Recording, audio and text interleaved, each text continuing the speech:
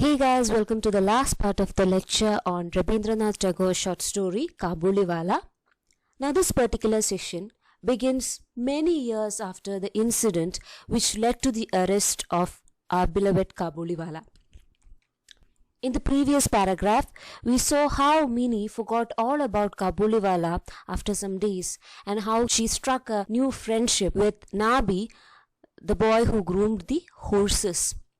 And over the years, as she grew older, she gained new friends among her peer group and she grew distant from her father. Let's begin the lecture. Many years passed. Another autumn arrived. Another season of fall arrived. My Mini's wedding had been arranged.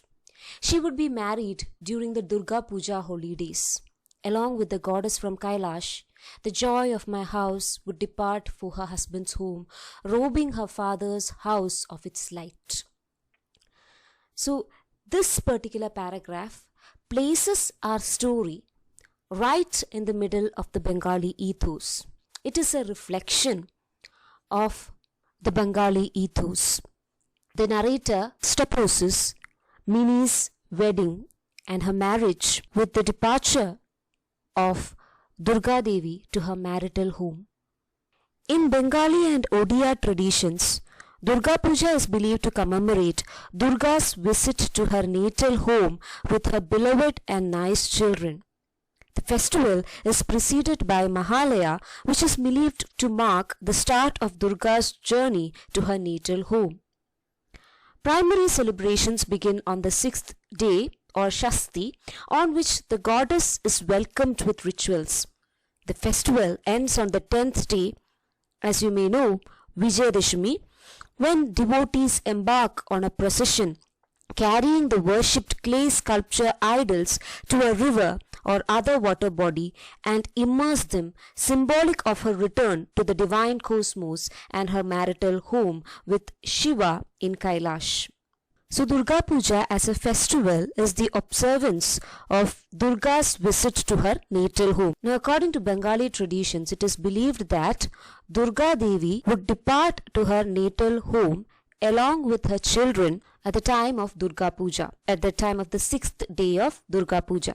അതായത് ദുർഗാ പൂജയുടെ 6ാമത്തെ ദിവസം ദുർഗാദേവി തൻ്റെ വീട്ടിൽ നിന്നും, അതായത് കൈലാസത്തിലുള്ള തൻ്റെ വീട്ടിൽ നിന്നും തൻ്റെ അച്ഛൻ്റെയും അമ്മയുടെയും വീട്ടിലേക്ക് യാത്ര ചെയ്യുമെന്നാണ് കരുതപ്പെടുന്നത്. ഓക്കെ, അപ്പോൾ ദേവി ഈ യാത്ര തിരിക്കുമ്പോൾ ദേവിയുടെ കുട്ടികളെയും കൂടെ കൂട്ടിയാണ് തൻ്റെ അച്ഛൻ്റെയും അമ്മയുടെയും വീട്ടിലോട്ട് പോകുന്നത്, അതായത് മാതൃഗൃഹത്തിലോട്ട് പോകുന്നത്. അതാണ് നേറ്റൽ ഹോം എന്ന് പറയുന്നത്. Primary celebrations begin on 6th day, Shasti. ഷഷ്ടി എന്ന് വെച്ച് കഴിഞ്ഞാൽ 6ാമത്തെ തിഥി അല്ലെങ്കിൽ 6ാമത്തെ പക്കം, 6ാമത്തെ ദിവസം എന്നൊക്കെ അർത്ഥമുണ്ട്. മലയാളത്തിൽ ദുർഗാദേവി എന്ന അർത്ഥം കൂടെ ഷഷ്ടിക്ക് വരുന്നുണ്ട്. അപ്പോൾ ഷസ്തി, അതായത് 6ാമത്തെ ദിവസത്തിലാണ് ദേവി തൻ്റെ മാതൃഗൃഹത്തിലോട്ട് യാത്രയാവുന്നത്, അതും കുട്ടികളുമായി. പിന്നീട് 10ാമത്തെ ദിവസം വിജയദശമി നാളിൽ തിരിച്ച് കൈലാസത്തിലോട്ട് ദേവി എത്തിച്ചേരുന്നു. ഇതാണ് സങ്കല്പം. പിന്നെ ബംഗാളിലൊക്കെ 10ാമത്തെ ദിവസം ദേവിയുടെ പ്രതിമയെ ഒരു പ്രൊസഷനായിട്ട് വഹിച്ചുകൊണ്ടുപോയി അടുത്തുള്ള ജലസ്രോതസ്സിൽ മുക്കുന്ന ഒരു കസ്റ്റമുണ്ട്.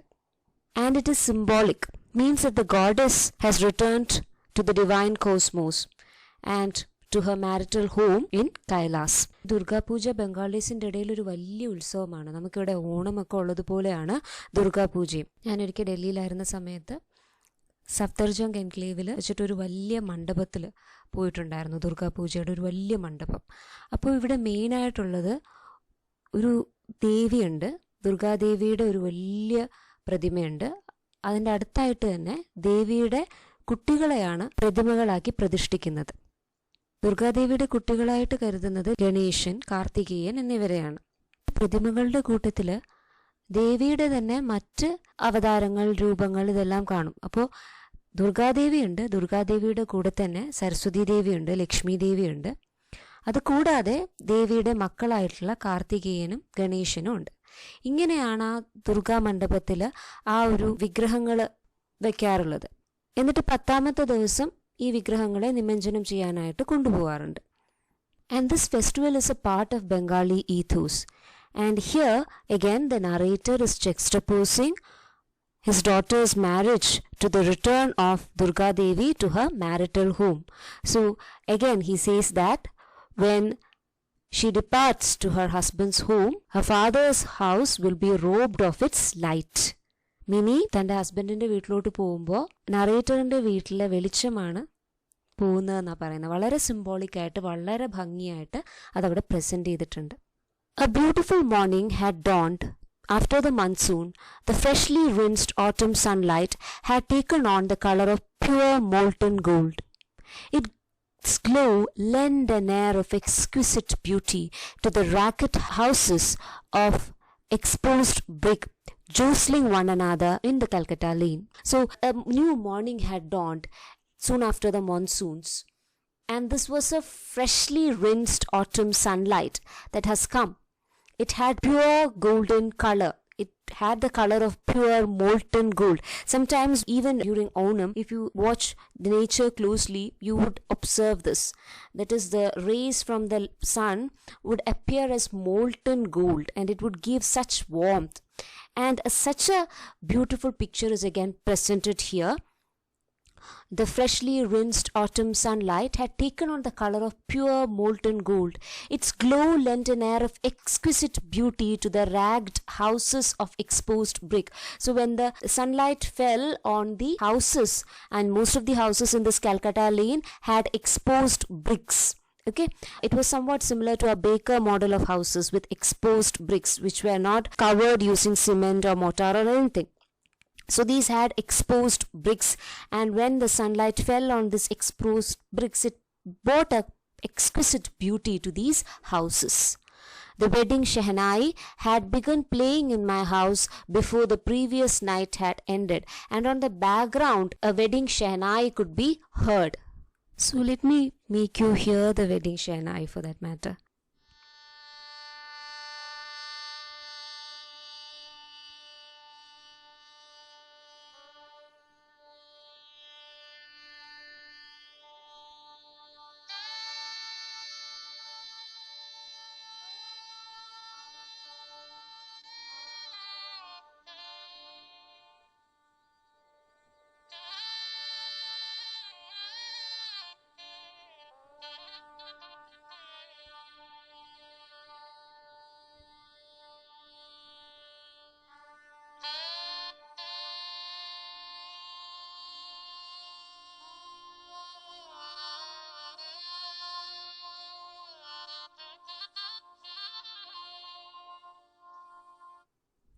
So this is the wedding Shehnai in Rag Bhairavi, and this is played by Ustad Bismillah Khan.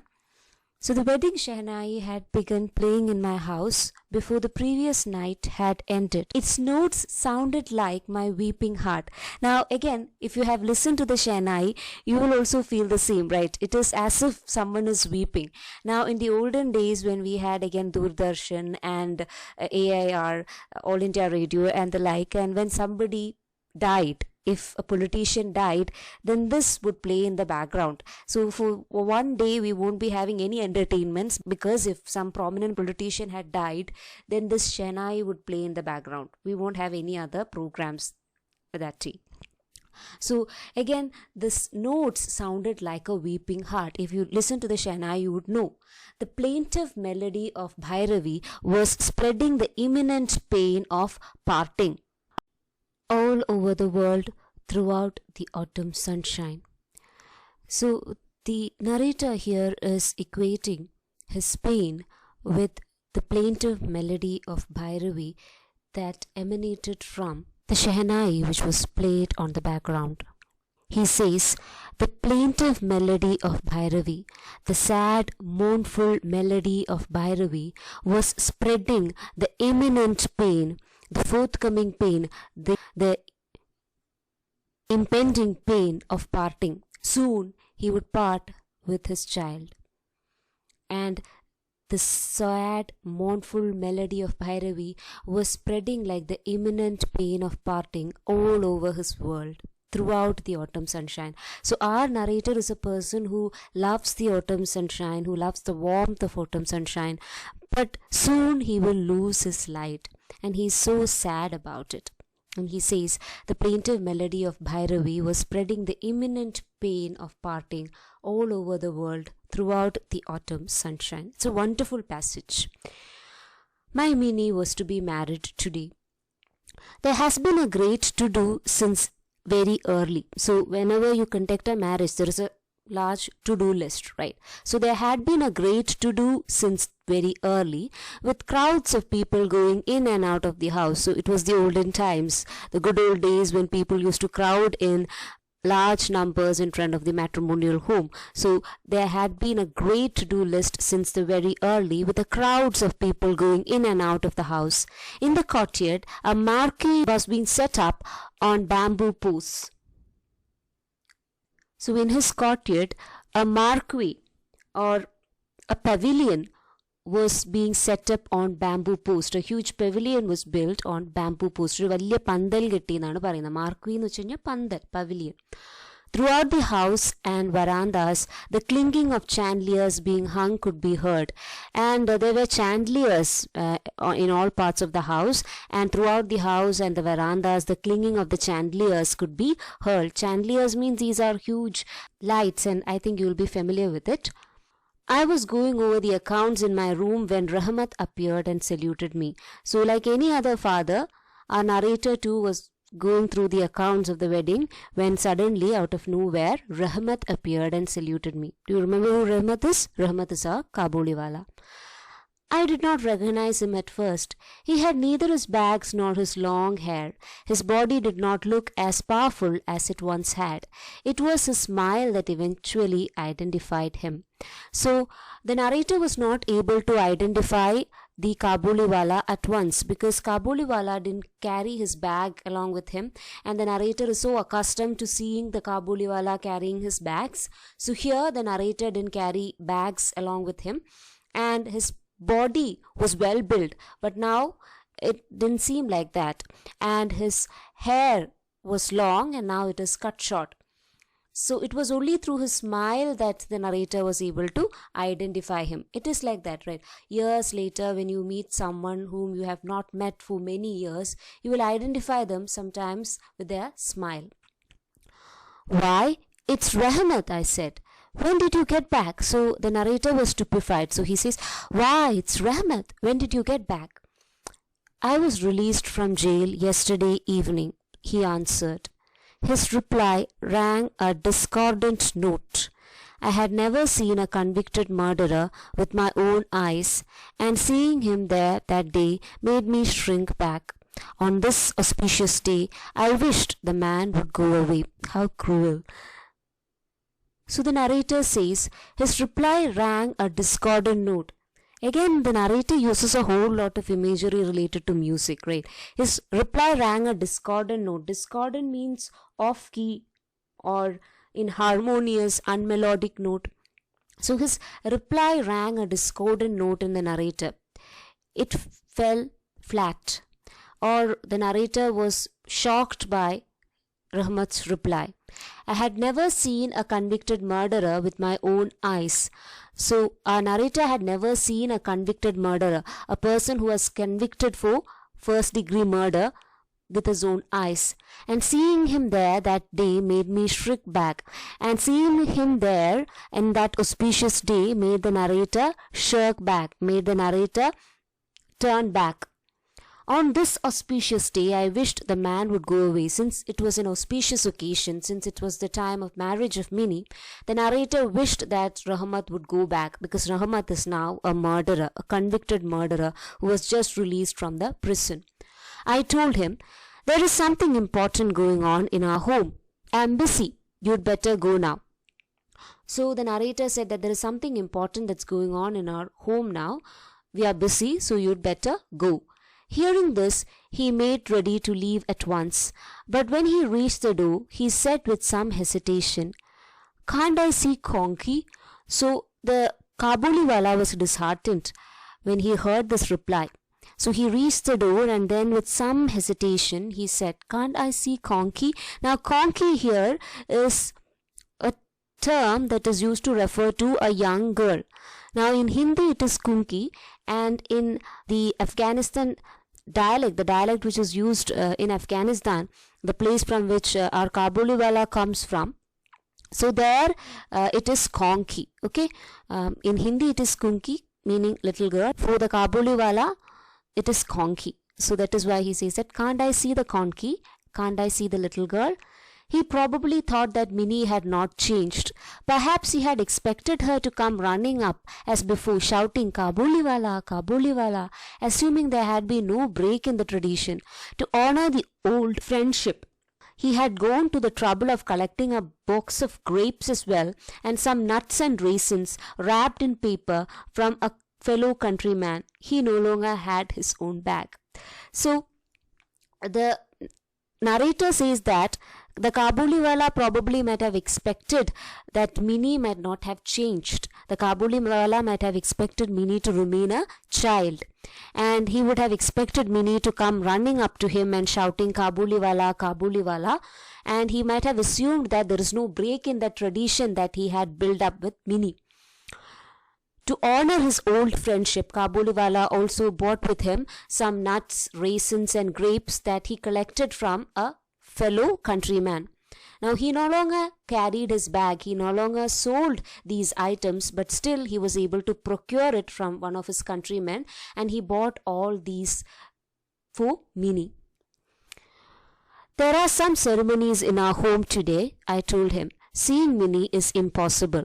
So the narrator said that there are some ceremonies going on in our home today and seeing Minnie is impossible.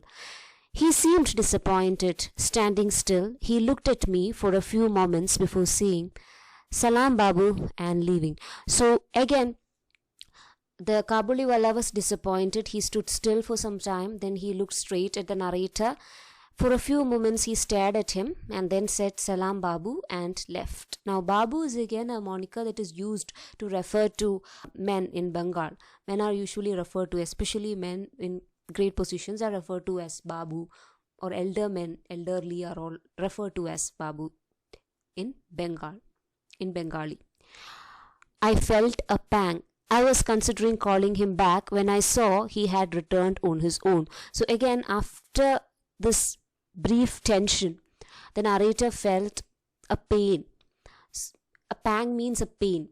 I was considering calling him back. So the narrator was considering, he was mulling over the idea of calling him back when he saw that he had returned on his own. So the narrator saw that the Kabuliwala had returned on his own. He came up to me and said, I brought some grapes and a few nuts and raisins for Konki.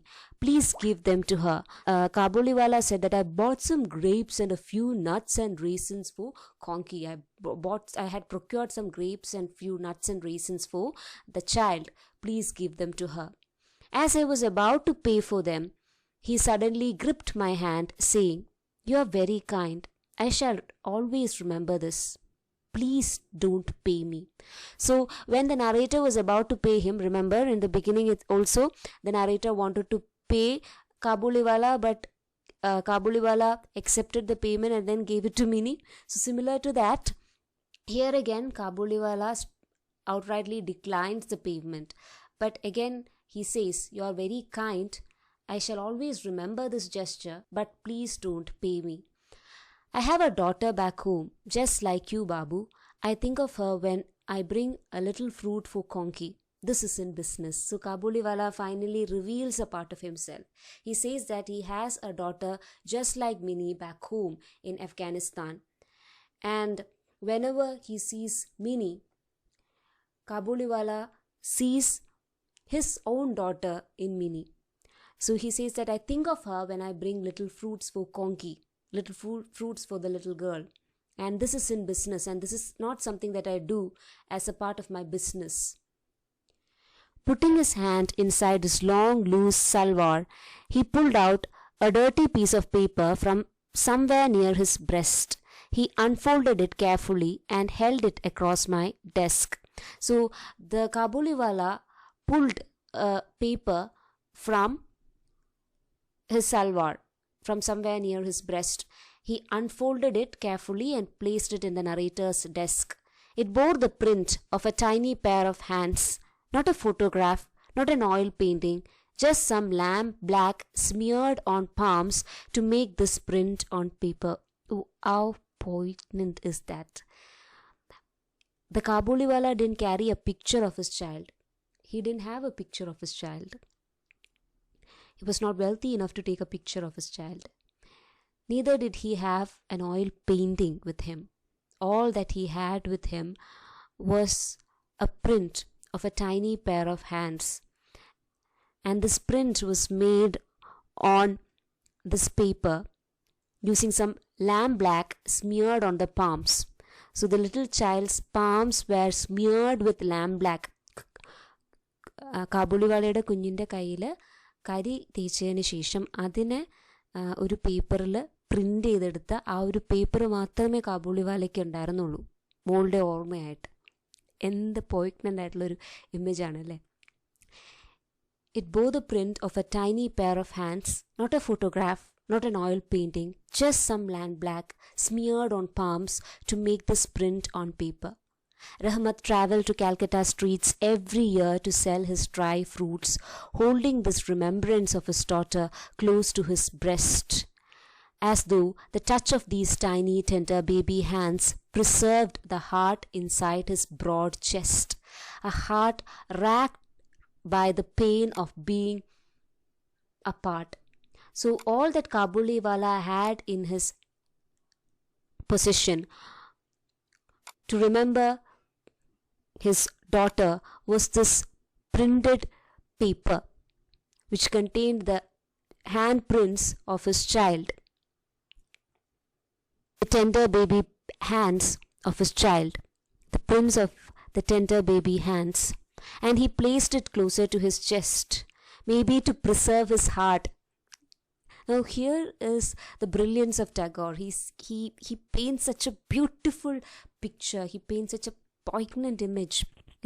It is brimming with sadness. When we read these lines, we ourselves would feel sad, because Kabuliwala placed this print of tender baby hands close to his chest, so that his heart would not be wrecked by the pain of being separated from his own child. Tears filled my eyes. I immediately forgot that he was a seller of dried fruits from Kabul, and I a member of respectable Bengali family. I realized simply that he was a father, and so was I. The handprint of his little Parvati from his home in the mountains reminded me of Mini. I said to my daughter at once. They objected in the ladies' chambers, but I paid them no attention. Mini appeared shyly in my room, dressed as a bride in her red wedding garb. So tears began to fill in the narrator's eye. He completely forgot that the Kabuliwala was a seller of dried fruits from Kabul, and he himself was the member of a respectable Bengali family. All the hierarchies fell down. I realized simply that he was a father, and so was I. Kabuliwala was a father, just like me. The handprint of his little Parvati from his home in the mountains reminded me of Mini. So the Kabuliwala's daughter's name is Parvati. Rahmat's daughter's name is Parvati. The handprint of his little Parvati from his home in the mountains. Now this is a bit symbolic, right? Now it is said that it is Parvati, but I strongly believe that rather than Parvati being the name of Kabuliwala's daughter, here the narrator would be referring to the concept of Durga Devi returning back to her natal home, right? So this Parvati again might be symbolic. It might be the symbolic name of Durga herself, the Shakti herself. The handprint of his little Parvati from his home in the mountains reminded me of Mini. So the handprints of the Kabuliwala's daughter reminded him of Mini. I sent for my daughter at once, so he asked Mini to reach there at once. They objected in the ladies' chambers, and everyone in the ladies' chambers objected to this opinion, including Mini's mother. We already saw that her mother was not happy with Kabuliwala. But I paid them no attention.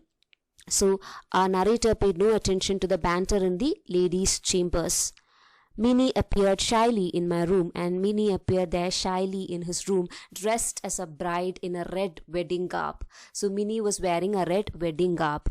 The Kabuliwala was taken aback when he saw her and seemed unable to revive their old banda. So the Kabuliwala at once was taken aback when he saw her, because Minnie had all grown up, so he was not able to revive his old banda.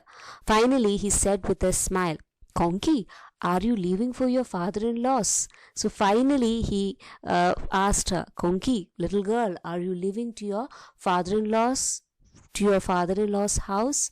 Minnie now knew what these words meant, and she could not respond as before. Blushing at Rahmat's question, she stood with her gaze averted. I remember the day Minnie and Kabuliwala met for the first time, and I felt a twinge of pain. Now Minnie is all grown up, and now she knows the meaning of going to father-in-law's house. Now, according to a girl, going to father-in-law's house means going to her in-laws' house soon after marriage. So now Minnie knew the meaning of it, and she was shy, so she averted her gaze. She looked somewhere else. She averted her gaze because she was so shy and coy. And again the narrator remembered the day in which Minnie and Kabuliwala met for the first time, and remembering it brought a twinge of pain in the narrator's heart. After Minnie left, Rahmat slumped to the floor with a sigh. So when Minnie left, Rahmat dropped down to the floor, or plunged to the floor with a sigh. He had suddenly realized that his own daughter had grown up too. Suddenly, Rahmat realized that his own daughter might have grown up in the same way, and that he would have to get to know her all over again. So his own daughter might have grown up, and now he need to know his little girl all over again. So once your children are grown up, you need to know them all over again. They have changed. She would no longer be as she had been. Who knew what might have happened to her during these past 8 years? And then again there is this question, what might have happened to her over this past 8 years without her father? The Shehnai kept playing in the calming sunlight of autumn morning. So the Shehnai kept on playing in the calming sunlight of autumn morning. While in the Calcutta lane, Rahmat saw the mountains and cold deserts of Afghanistan.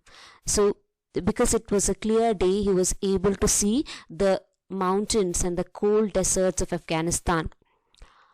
I gave him some money. "Go back home to your daughter, Rahmat," I told him. "Let the happiness of your reunion with her be a blessing for my Minnie." So the narrator finally gave some money to Rahmat and asked him to go back home to his daughter. And he also said that, "Let the happiness of your reunion with her be a blessing for my Minnie." So when you get reunited with your daughter, it would be a blessing upon my Minnie. Giving him the money forced me to remove one or two things from the celebration. So since he gave money to Kabuliwala, he had to cut short one or two things from the wedding celebrations. I couldn't do the electric lights as lavishly as I intended to, and he couldn't place the electric lights as lavishly as he had intended to, nor he was able to play the music as he had planned. The ladies expressed their strong displeasure. So the women in the chambers, again, they expressed their strong displeasure, because these are the things that women like, right, in weddings.